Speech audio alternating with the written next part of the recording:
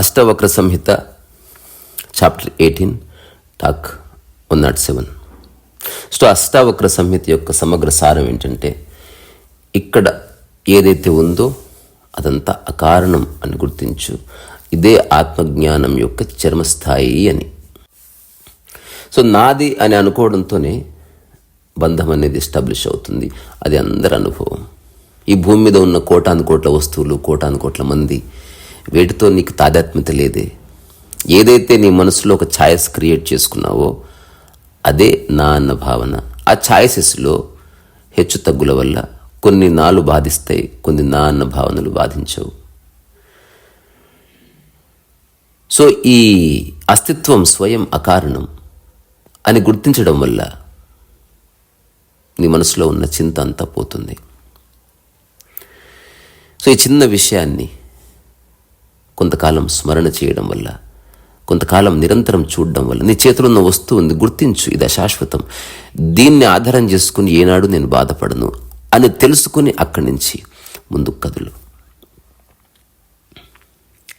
ఈ సమస్త విశ్వం మనకు అనంత రూపాల్లో దర్శనమిస్తుంది. ఇది మీ అందరికీ తెలుసు, అష్టావకుడు చెప్పక్కర్లే. కానీ లోపల ఉన్న మూలం గురించి అష్టావకుడు చెప్తున్నాడు. సూపర్ఫిషియల్లీ ప్రతి ఒక్కరికి ప్రతి ఒక్కటి తెలుసు. సో అనంత రూపాల్లో దర్శనమిస్తూ ఉన్న ఈ విశాల విశ్వంలో, ఈ విరాట్ అస్తిత్వంలో ఏదో నిరంతరం జరుగుతుంది. ఈరోజు పొద్దు నుంచి ఇప్పటి వరకు ఎన్నో జరుగుంటాయి. కొన్ని లక్షల కోటాను కోట్ల పూలు వికసించి ఉంటాయి. ఎందరో పుట్టి ఉంటారు, కొందరు మరణించి ఉంటారు. నది పారుతుంది. ఎక్కడో హిమాలయాస్లో ఉన్న మంచు కరిగి ఇంకాస్త నది ఉధృతిని పొందవచ్చు. ఏదైనా జరగవచ్చు. సో ఇది జరుగుతూనే ఉంటుంది. ఇది సో ఈ జరుగుతున్న దాంతో నువ్వు ఏ బంధం పెట్టుకోకు. సంబంధం పెట్టుకున్నావు అనుకో, దాన్ని చూసి నాది నీది అనుకున్నావు అనుకో, నీవు ప్రవాహ స్థితి నుంచి బయటకు వచ్చి విక్షిప్తతలోకి వస్తావు. అక్కడి నుంచి బాధ, అక్కడి నుంచి రకరకాల రుగ్మతలన్నీ వస్తాయి. అష్టావక్రుడు చెప్తున్నా, లేదా మనం నిజంగా ఏ ప్రెజుడిస్ లేకుండా ఒకవేళ విశ్వాన్ని గమనిస్తే, ఎలాగైతే విశ్వంలో ఒక భాగమై ఒక పువ్వు విరబూస్తుందో అట్లా విశ్వంలో ఒక భాగమై ఉండు. విశ్వంలో భాగమై ఉండి నీవు విరబోయి. నీవున్నావు, కానీ నీవు ఎవరివాడివి కాదు, నీది ఏది కాదు అని గుర్తించు. ఒకవేళ ఇలాంటి దృష్టితో నీకు చూసావనుకో, నువ్వు ఊహించని అద్భుతం జరుగుతుంది. నమ్మడం కష్టం. నీ జీవితంలో థ్రిల్ మాయమవుతుంది. వినడానికి కాస్త విడ్డూరంగా ఉన్నా అదే. ఎప్పుడన్నా నువ్వు రోజు వాడి బెడ్ చూసి థ్రిల్ అయ్యావా? నీ పాదాన్ని చూసి నువ్వు థ్రిల్ అయ్యావా ఎప్పుడైనా? అట్లా నీ పాదాన్ని చూసి ఎందుకు థ్రిల్ కాలేదో ప్రశ్నించుకో. నీతో నిరంతరం ఉండేది నేను ఎందుకు సర్ప్రైజ్ చేయడం లేదు ఒకసారి ప్రశ్నించుకో. సో ఏది నీలో భాగమో, ఏది నువ్వు ఒకసారి చూసావో అక్కడి నుంచి థ్రిల్ వెళ్ళిపోతుంది. కానీ మనిషి నిరంతరం థ్రిల్స్ వైపు పరిగెడుతున్నాడు. బికాస్ మూలం దొరకలేదంతే. సూపర్ఫిషియాలిటీస్లో పడ్డాడు. పిల్లవాడు చిప్స్ ప్యాకెట్ మీద ప్రేమలో పడ్డాడు. కొందరు చిప్స్తో ప్రేమలో పడతారు, కొందరు ఆరోగ్యాన్ని గుర్తించి చిప్స్ను వదిలేస్తారు. అంతా నీ చేతిలోనే ఉంది. అష్టావకుడు చెప్తున్న దాన్ని చూద్దాం. స్ఫురతోనంతరూపేణ ప్రకృతిం చ న పశ్యత క్వా బంధ క్వ చ వా మోక్ష క్వా హర్ష క్వా విషాదత. ఇంతసేపు నేను చెప్పిన ఉపోద్ఘాతం, దాన్నే ఇంకా ఎలాబొరేటెడ్గా. సో ఈ అనంత రూపాల్లో గల ఈ మాయా ప్రకృతి జగత్తుని చూడని జ్ఞానికి బంధనం, మోక్షం, హర్షం, విషాదం. ఈ పదాలు చూడండి. బంధం, మోక్షం, హర్షం, విషాదం అనేవి ఉండవు కదా. సో అతను ఏ విషయంలోనూ మాయని చూడడు. అతనికి మాయ అంటుకోదు. తద్వారా ఆ స్థితిలో ఉన్నవాడికి బంధ మోక్షాదులు, హర్ష విషాదాలు లేనే లేవు. క్వా బంధ క్వ చ వా మోక్ష క్వ హర్ష క్వ విషాదత. ఎప్పుడైనా యూట్యూబ్లో లేదా గూగుల్లో ఇలా కొట్టి చూడండి. Recently short photograph of galaxies. అది ఏదో ఒక కెమెరా, దాని పేరు మర్చిపోయింది, లెన్స్. దాని నుంచి అనంత దూరాల్లో ఉన్న గ్యాలక్సీని ఫోటో తీశారు. ఆ ఫోటోగ్రాఫ్లో జస్ట్ స్మాల్ డాట్స్ ఉంటాయి. అది అమెరికన్ ప్రెసిడెంట్ చూస్తూ ఉంటాడు. But if you really look in to that particular picture you will be surprised. 76,000 చుక్కలు ఉన్నాయి, అవి 76,000 galaxies. Could you believe this? మనకు జస్ట్ కనిపించే ఈ ఆకాశము, చుట్టుపక్కల కనిపించే ప్రకృతి కాదు, విరాట్ విరాట్ విరాట్ ప్రకృతిలో ఉన్నాం మనం. అట్లాంటి ఒక కాంటెక్స్ట్ నుంచి నీ ఊరు, నీ ఇల్లు, నువ్వు కొనుక్కున్న ఫ్రిడ్జ్, నీ చేతిలో ఉన్న ఫోను, నీ సోకాళ్ళ ఈగో, నీవెంత ఇంటికంత కూడా కాదు, దాంట్లో కోటో వంతు కూడా కాదు, ఆ కోటాను కోట్లలో ఒక వంతు నువ్వు. అంతోటి దానికి ఆ చిన్న 10 మంది మధ్యన నువ్వు వెలిగిపోవాలి, 10 మంది గుర్తించాలని తాపత్రయపడటం ఏంటి? ఎంత క్షుద్రమైన ఆశయం! ఆహా, జీవితాన్ని అర్థం చేసుకోవాలనే వాడు ఎప్పుడు అట్లా చేయడు. సో జ్ఞానికి బంధము లేదు, మోక్షం లేదు, హర్షం లేదు, విషాదము లేదు. ఎందుకు అంటే అతను నిరంతర స్ఫురణ కలిగి ఉన్నాడు. ఏ విషయమైన స్ఫురణ? ఇందులో మతము లేదు, సాంప్రదాయం లేదు, రాజకీయం లేదు, ఏమీ లేదు. చూడండి, స్ఫురణకి మతము సాంప్రదాయం ఏముంటుంది? చూపుకి కులమతాలు ఉన్నాయా? ఆకలి కులమతాలు ఉన్నాయా? స్ఫురణ, ఎరుక, చైతన్యం, ఇవన్నీ కులాలకి, మతాలకి, అన్నిటికీ అతీతం. ఇవి చైతన్యమే. ఏ దేశం వాడైనా ఆకలి ఏ దేశం వాడైనా. తినే బ్రెడ్ మారచ్చు, ఆకలి ఎట్లా మారుతుంది? చూడాల్సిన పద్ధతిలో చూడాలి. సో మూలాన్ని పట్టుకున్నవాడు జ్ఞానం. సో ఇప్పుడు చిన్న ఎగ్జాంపుల్స్ చెప్తాను. అజ్ఞానికి జ్ఞానానికి ఉన్న తేడా మీరు చెక్ చేసుకోండి. కంచాన్ని పట్టుకున్నావా? అజ్ఞానం. అన్నాన్ని పట్టుకో, జ్ఞానం. పరుపుని పట్టుకొని దాంతో వేలాడుతున్నావా? అజ్ఞానం. నిద్రని పట్టుకో, జ్ఞానం. భావప్రాప్తిని పట్టుకో, జ్ఞానం. అమ్మాయిని మాత్రమే పట్టుకున్నావా? అక్కడి నుంచి అజ్ఞానం వస్తుంది. స్థిరంగా ఉన్నదాన్ని పట్టుకున్నావా? నా ఉద్దేశం వస్తువుని, దానిలో ఉన్న స్థిరంగా ఉన్న ఒక నిశ్చల కదలికను పట్టుకో, అది జ్ఞానం. సో తుచ్చమైన దాన్ని పట్టుకోవడం అజ్ఞానం. అనంతాన్ని చూడడం, అనంతంలోనూ ఒక భాగం అని తెలుసుకోవడం జ్ఞానం. ఇందులో ఇంత వ్యాఖ్య చేస్తున్నాను కానీ ఇంత కాంప్లెక్సిటీ ఏమీ లేదు. సరే, తెలిసిన వాడికి ఈజీగా అనిపించవచ్చు, తెలియని వాడికి కాస్త కాంప్లెక్స్గా అనిపించవచ్చు. But look in to this particular matter. ఒకవేళ జ్ఞానికి బంధం లేదు, మోక్షం లేదు, హర్షం లేదు, విషాదం లేదు, మరి అతని యొక్క స్థితి ఏమిటి? నిర్విచారం.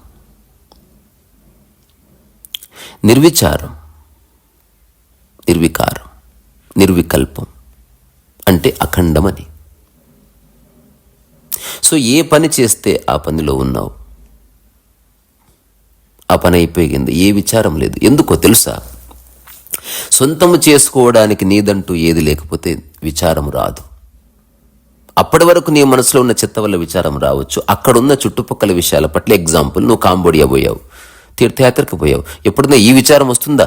కాంబోడియాలోకి ఇల్లు కొనుక్కోవాలని. కాంబోడియాకు సంబంధించిన ఏ సమాచారం నీ మనసులో లేని కారణంగా ఆ సమాచారానికి సంబంధించి ఏ విచారం యొక్క ఆవిర్భావం జరగదు. సో విచారం ఉన్నంత వరకు ధ్యానం లేదు. సో ధ్యానం అంటే విచారాన్ని, ఆలోచనని కంట్రోల్ చేయడం కాదు. అసలు విచారం లేని స్థితి ఉందా లేదా దాన్ని ఎంక్వైరీ చేయి. ఎంతకాలం కంట్రోల్ చేస్తావు? ఎన్నిసార్లు చూస్తావు నీ ఆలోచనలు కూర్చొని రకరకాల ధ్యాసల పేరుతో? జీవితకాలం చూస్తూనే ఉంటావా? ఇది ఎలా ఉందంటే రోజు అనారోగ్యము, రోజు మెడిసిన్, రోజు అనారోగ్యం, రోజు మెడిసిన్. అరే, సంపూర్ణ ఆరోగ్యాన్ని అనుభవించడానికి ఒక స్టెప్ తీసుకో. అష్టవక్రుడు అటువైపే తీసుకెళ్తున్నాడు. సో విచారం ఉన్నంత వరకు నీలో ధ్యానము లేదు, జ్ఞానము లేదు, ఆనందము లేదు. ఏదైనా చూసినప్పుడు నువ్వు చూస్తున్నావా? నీ మనసులో ఉన్న ఆలోచన చూస్తుందా? నీ మనసులో ఉన్న సమాచారం చూస్తుందా? ఒక్కసారి చూడు. సో నువ్వెంతవరకు ఆలోచన చేస్తావో ఆలోచన చుట్టూ నీ జీవితం కొనసాగుతుంది. ఆలోచన అంతమైతే ఒక విరాట్ స్థలంలోకి జీవితం ఎంటర్ అవుతుంది. ఇది ఫిలాసఫీ కాదు. నువ్వు అనుకున్నట్టు జరగకపోవచ్చు, బట్ ఇట్ హ్యాపెన్స్. నిద్రపోయినప్పుడు నువ్వు అనుకున్నట్టు నిద్రలో 8 hours ఏమీ జరగట్లే, నీ అహంకారం బాడమే జాయ్. కానీ నువ్వు అనుకోకపోయినా something is taking place there. అదొక innate quality, innovatable. You have to sleep. Russian president అయినా అమెరికన్ ప్రెసిడెంట్ అయినా అందరూ వెళ్ళి పడుకోవాలి. బికాస్ వాళ్ళు ఎగ్జిస్టెన్స్ని అడ్రస్ చేయవలసిందే. సో ఆలోచన అనేది క్షయం. అంటే ఆలోచన యొక్క స్వభావమే పుట్టడం, మరణించడం. నిర్విచారం అక్షయం. అందుకే అక్షయ పాత్ర అన్నం. ఎప్పటికీ ఎండవద్దా అంటే ఏ పదార్థం అనుకుంటే ఆ పదార్థం వస్తూనే ఉంటుంది. అక్షయ పాత్ర. అందుకే అంటాం కదా, అతను అక్షయ పాత్ర. అతని దగ్గరికి వెళితే ఎవరికైనా ఏదో వస్తుంది. జ్ఞాని అక్షయ పాత్ర. ఎందుకు? అతనిలో ఇలాగే ఉండాలి, ఇలాగే చేయాలన్న ఆలోచన లేదు. నువ్వు పని పట్ల నీకే వైఖరి లేదనుకో, అక్షయంలోకి అడుగు పెడతావు. కూరగాయలు కోయమంటే కోస్తావు. బాగా కోస్తావా, బాగా కోయవా అని కదా, శ్రద్ధగా కోస్తావు. And you keep observing. వంట చేయమంటే వంట చేస్తావు, పెండెత్తమంటే పెండెత్తుతావు. నేనైతే అది చేస్తున్నాను, అది భాష. అట్లాంటిది ఏమీ లేదు, జరుగుతుంది అట్లా. తద్వారా ఏ పని నాది అంటే చెప్పుకోవడానికి ఏమీ లేదు. అన్ని పనులు నావి, లేదా ఏ పని నాది కాదు, లేదా ఇప్పుడు చేస్తున్న పని మాత్రమే. ఇప్పుడు మాట్లాడుతున్నా, ఈ ప్రస్తుతం ఈ పని నాది. ఇలా మాట్లాడుతుండగా భూకంపం వచ్చి భూమి అంతరించింది అనుకో, చివరి క్షణంలో నేను చేస్తున్న పనిలో సంపూర్ణంగా లీనమైన అన్న స్ఫురణ ఉంది. సో ఆల్వేస్ రిమెంబర్, ఆలోచననే కాలం. ఆలోచన పోయిందనుకో విచారం పోతుంది. విచారం పోతే ధ్యానం కాలాతీతంలోకి అడుగు పెడతాం. So simple. రమణ తాత ఒక మాట విచారణ చేయమన్నాడు. విచారం కాదు. చాలామంది విచారం చేశారు నేను ఎవరని. విచారణ చేయమన్నాడు. విచారం వేరే, విచారణ వేరే. ఎంక్వైర్.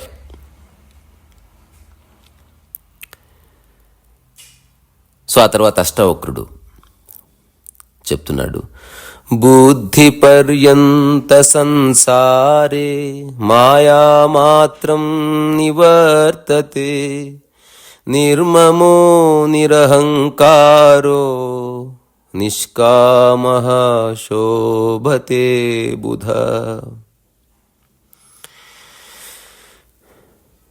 సో ఆత్మజ్ఞానమే సంసారంలో మాయా చైతన్యంతో జగదాకారం పొంది కల్పితమే భాషిస్తుంది. ఇది తెలిసిన బుద్ధుడు నిరహంకారంగా నిర్మమత గలవాడి నిష్కామడి శోభిస్తాడు. సంపూర్ణంగా తెలిసిన వాడు ఏదైనా చేయగలడు. ఎందుకంటే చేస్తూ కూడా అది అంటున్నట్టు ఉండగలడు కాబట్టి. జగత్ యొక్క సృష్టి ఒకవేళ పరమాత్మ స్వరూపం యొక్క ఆలోచన అని గనక భావిస్తే అది భాషించే పద్ధతి ఇదే. నువ్వు ఏదైనా సృష్టించు, బంధము లేకపోతే పర్వాలే. కానీ బంధంలో నుంచి సృష్టి జరిగిందనుకో, ఆ సృష్టి అంతా నిన్ను తిరిగి తిరిగి తిరిగి తిరిగి రకరకాలుగా బంధిస్తుంది. సో బుద్ధత్వం 2 డిఫరెంట్ వర్డ్స్. సో బుద్ధి మంచి స్థితి, కానీ శుద్ధమైన విచారం ఉంది, శుద్ధమైన ఆలోచన బుద్ధి ఏంటంటే వర్తమానపు శుద్ధమైన ఆలోచన బుద్ధి మంచిది, వెరీ గుడ్. కానీ బుద్ధత్వం అంటే ఆలోచన పోయింది, మంచి చెడు అని లేదు. ఆ వర్తమాన క్షణంలో కదులుతున్నావంతే. వర్తమానంలో నిలబడి ఇది చేయాలి అనుకున్నప్పుడు బుద్ధి, వర్తమాన క్షణంలో పడి కొట్టకపోతే బుద్ధత్వం. చిన్న తేడా ఉంది. అయినప్పటికీ నీ బుద్ధి మంచిదే. బుద్ధి వల్ల ఒక ఈజ్ వస్తుంది. ఇప్పుడు ఒక 3 పదాల గురించి చెప్తాను.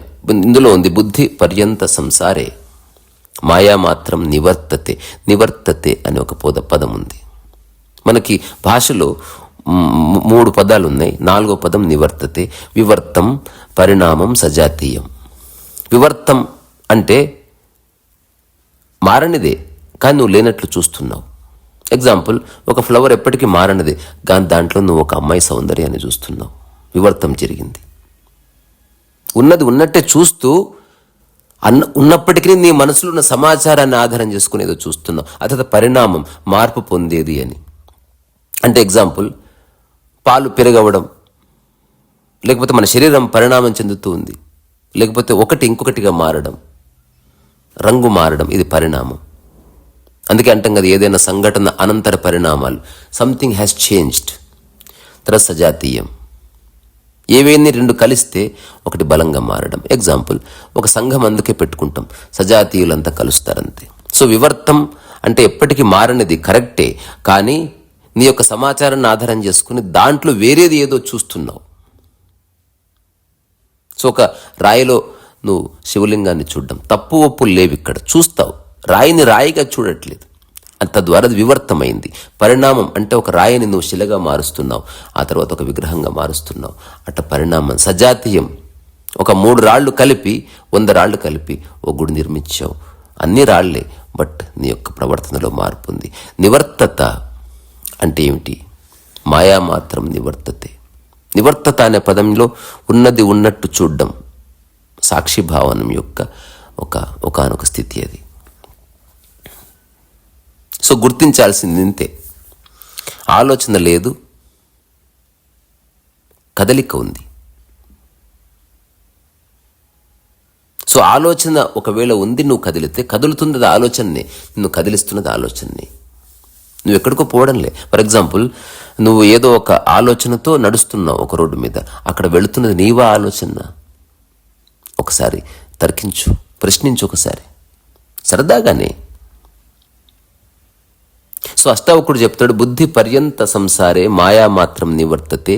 అంటే మనకి సంసారం ఎట్లయితే కనిపిస్తుందో అది మాయామాత్రంగా చైతన్యం నుంచే పుట్టిందంటాడు. ఎట్లా అంటాడంటే, ఒక చిన్న పిల్లవాడు బురదలో ఆడుకుంటాడు. ఆ చిన్న పిల్లవాడికి బురద అంటింది, కానీ చిన్న పిల్లవాడికి బురద అంటిందా? ఆహా, బురద పైపైన ఉంది, చిన్నపిల్లవాడికి బురద అంటుకోదు అని గుర్తించడమే ఆత్మజ్ఞానం. బంగారం పోయి బురదలో పడ్డది, బంగారానికి బురద అంటిందా?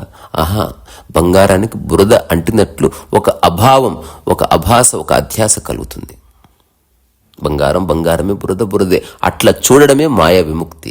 వస్తువుని వస్తువుగా చూడు. నిన్ననే ఒక మిత్రుడు వచ్చినప్పుడు, నిన్న కూడా చెప్పాను, చాలా చిన్న example, but it may help you to understand the essence of this. మాయా అంటే ఏమిటి? నీళ్లున్నాయి, ఉన్నాయి. నీ ఫోను ఉంది. ఈ రెండు ఉన్నాయి. మాయ అంటే ఏమిటి? అజ్ఞానం అంటే ఏమిటి? ఈ ఫోన్ నీళ్ళలో వేయకు, దట్స్ ఆల్.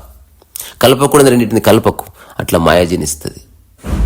అమ్మాయి ఉంది, అబ్బాయి ఉన్నాడు, కానీ వీళ్ళిద్దరు ఏవో రకరకాల ఒప్పందాలతో ప్రేమ అనుకుని కలుస్తున్నారు, మాయలోకి ఎంటర్ అవుతున్నారు. డబ్బు ఉంది, నువ్వు ఉన్నావు, డబ్బు అవసరం కోసం ఉంది. ఆహా, డబ్బు అవసరం కోసం కాకుండా డబ్బే నేను, డబ్బు ఎక్కువ ఉంటే నాకు గౌరవం, మాయలోకి ఎంటర్ అయ్యావు. నీవే వెళ్తావు మాయలోకి నిరంతరం.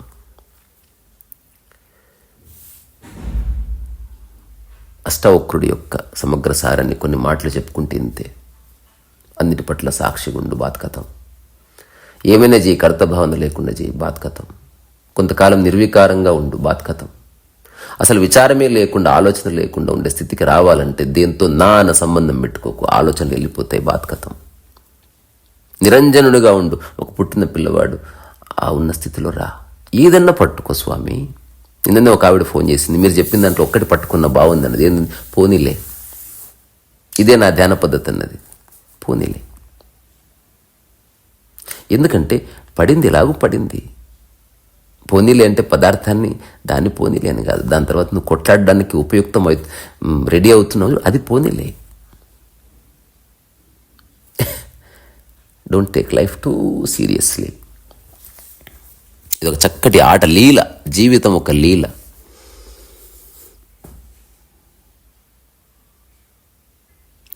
ఇక్కడి నుంచి మీ ఓపికకి శిరస్సు వంచి నమస్కారం చేస్తున్నా.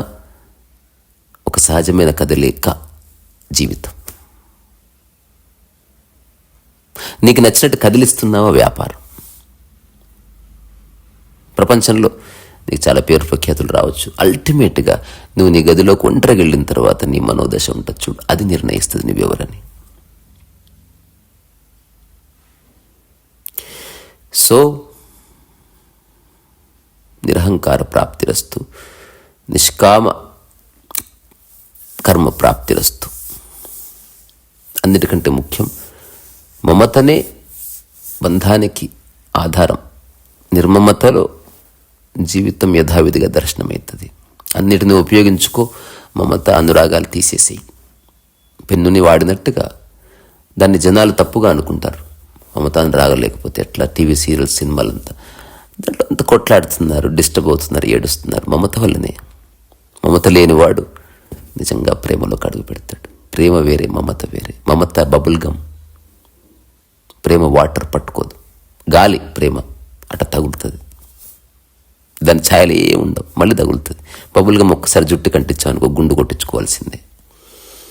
ఈ భూమి మీద చాలామందికి మమత, రాగము, అనురాగం గుండు కొట్టిచ్చేసే ఆల్రెడీ కనబడదు అంతే. ఏడుస్తుంటారు, ఆ గోడ కూడా గుద్దుకుంటారు, మళ్ళీ అందులోనే పడతారు తెలియక. ఇక్కడి నుంచే మరొకసారి శిరస్సు వంచి నమస్కారం చేస్తున్నా. అకారణంగా అంగీకరించండి. రీ సరస్వతి.